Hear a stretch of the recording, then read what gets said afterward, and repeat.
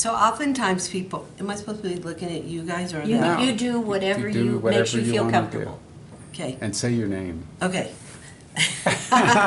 I'm Stephanie Finley Fortune, and I'm from Colorado Springs, but I lived in Denver way back when this all began. And I had a front row seat to seeing something amazing develop. And that is, I got to see Neil Macy at work. And so it was a lot of fun working at the state capitol. I was the executive assistant to the House Majority Leader. And I was a young punk kid. And I would sit at my desk and people would come in to the office to see the Speaker of the House or the Majority Leader.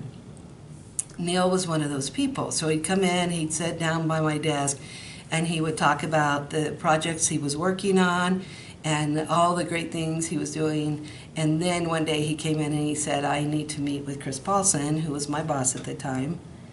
And so I set up the meeting, he came back, and he went in to see Chris. And unbeknownst to me, he was asking about sponsoring legislation to create the tax district for the Colorado Rockies. Well, he went in to see Chris, and he came out the most dejected man I'd ever seen. He was so bummed out because Chris said that he couldn't sponsor the legislation. And I think, I may be wrong, but I think Neil thought, well, if Chris can't sponsor it, it's over. It's done. We can't do this. So he sat down at in the chair again and said all that had just transpired in Chris's office and why he was so dejected. And I'm like, why would you stop there? Because I was brash. I was a kid. I didn't know any better. You don't say things like that. And so I said, why don't you think about another sponsor? And Neil said, well, I never thought of that. Now, I may be embellishing a little because I don't know exact words that he said, but this is kind of how it went. And he said, who should I get? Who could do something like this? If not Chris, who? And I said, there is a legislator that sometimes is foolishly overlooked. And I tell you, she is a stem winder. That's a term my dad would use, stem winder. She gets things done, and she is passionate, and she is smarter than smart, and she makes things happen. If I were you, I would go talk to Kathy Williams. And that is one of the most brilliant things I've ever said in my life. Because that's what happened. And guess what? Public policy plays such a role in these big nuggets. Things happen because the legislature does something, a proposal is sent to the ballot, some vote is taken. And in this case, this was a very pivotal moment for Colorado and the Colorado Rockies, because without that legislation that Kathy Williams sponsored, that Neil Macy pushed over and over and over again, we probably wouldn't have the Colorado Rockies, and I do believe that. So, here's what I want to say. This would have never happened without Neil Macy and Kathy Williams. Well, There you go. you're so kind, Stephanie. What I'd like to do is ask a couple of other questions, because you'd been in politics for a while, you worked for a lot of candidates, always behind the scenes, being able to see everything that was going on. And there were a few things that we did in the legislation because of what the lay of the land was in the Colorado legislature at that time. And one of the things that we had to do in the legislation is we could not provide any funding for the Baseball Commissioner Stadium Authority, because back in those days, anything that would create a fiscal impact would have a detrimental effect. Can you expound on that a little bit about the legislature was controlled maybe by a lot of no spending? I can talk about that, because I can talk about what happened with the policy, because what I watched is a session full of little moments of things happening. And one of that is the fiscal note. For anybody who's ever been associated with the legislature, you know that the fiscal note has all the power in the world. And if it shows that it's going to cost money for something in that piece of legislation. So often it's killed right out the bat. The bill goes away because there's not enough discretionary funding to go around for different pieces of legislation. And I did watch Neil and Kathy work it so well when the fiscal note came back, and it had some high dollars in it. And from my recollection, and I was, again, an executive assistant, so I wasn't in everything, but I did watch things happen, and I did have Neil and Kathy come in quite often during the session and sit down and talk about what was going on, because they had to go in and see the bosses to talk about what was going on, and then I got to hear everything. So I think what happened was it just shows you the tenacity of these two as well. Because what happens is when you hit a stumbling block like that, like a huge fiscal note for the commission, and you have to go sort it out, you have to go find the money. You can't just say, give me my bill and give me this, the money for the fiscal note. You can't do that. You have to go find other money. You have to find a place for where it comes from. And that takes a lot of intelligence, in my opinion, in the legislative session.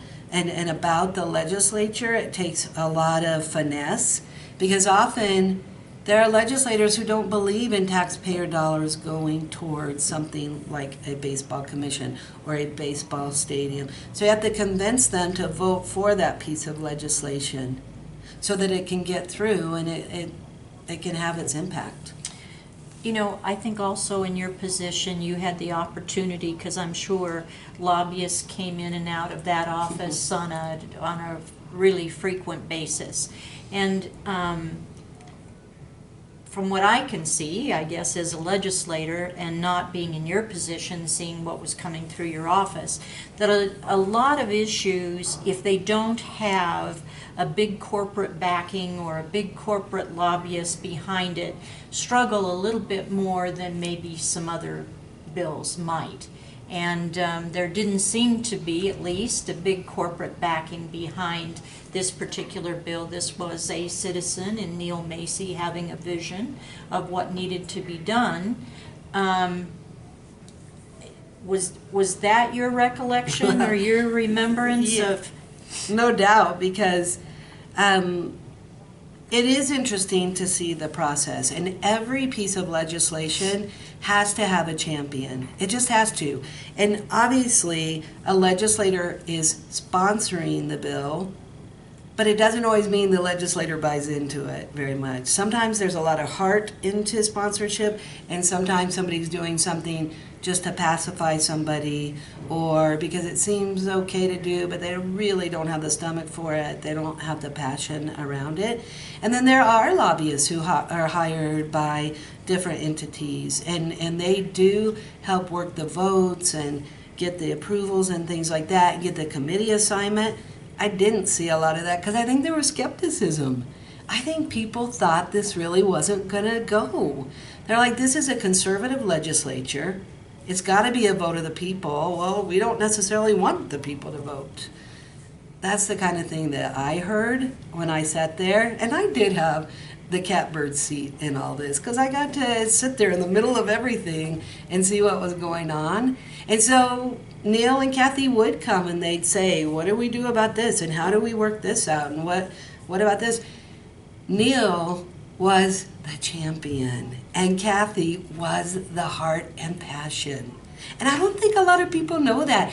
If I had been doing this, if I got to be queen for a day, I would have big pictures of Neil and Kathy outside the stadium, and I'd say, people, that's why this got built, because the heart of a champion and the passion of a legislator and the finesse of both.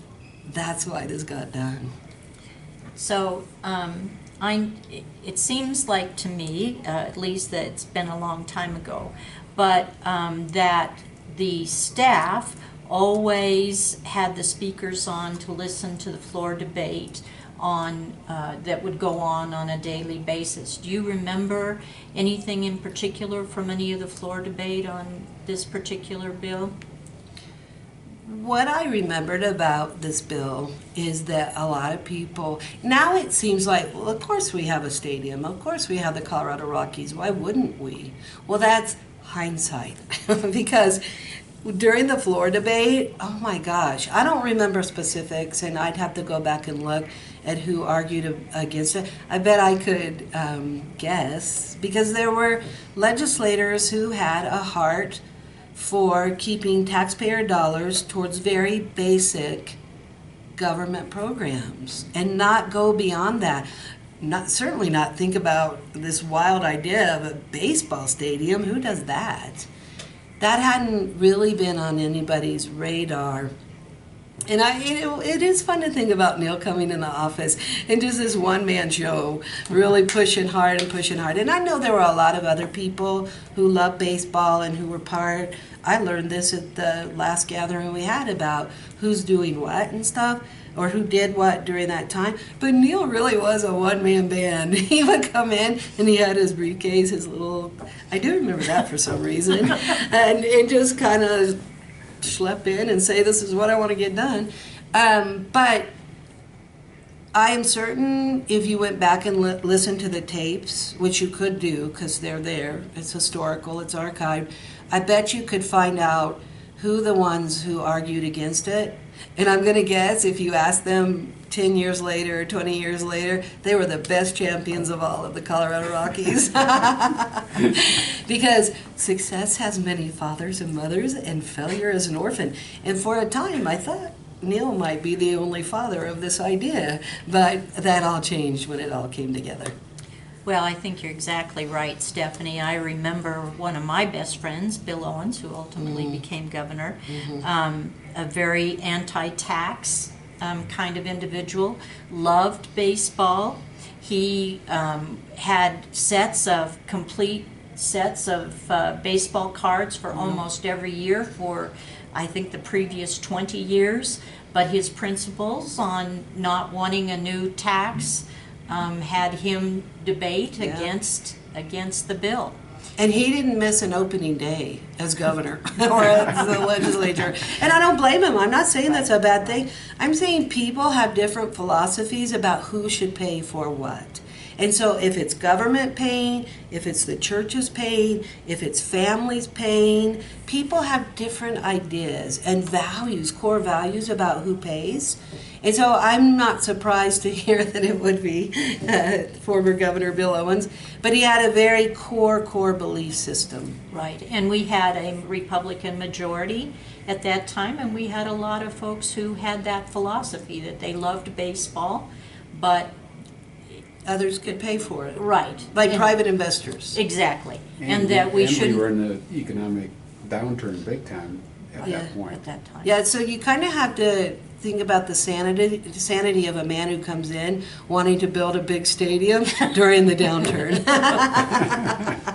Just kidding. Well, Stephanie, thank you so much. And, I think without you hooking Neil and I up, it wouldn't have happened. Well, who knows? It might have happened, but it would have been delayed, or who knows? But was she the best? She was the best. There was one situation where it was actually killed in committee, and if it wasn't for somebody dedicated like Kathy was, it would have died in committee, and it would have never happened. So. Well, and this is the tenacity of Kathy Williams. A lot of legislators would have just said, "That just died. I just lost that bill. Well, then forget it. I'm moving on to the other 3 bills or 600 bills that are left. I'm going to just go focus on that." But she didn't. She just kept plugging away at it. And that doesn't happen very often. When a bill is dead, it's dead.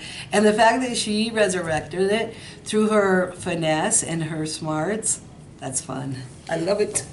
well, and I think you can probably confirm, Stephanie, that many big issues take 2 or 3 times through the legislature before they get passed, and that we were very, very fortunate to get it passed. Yeah.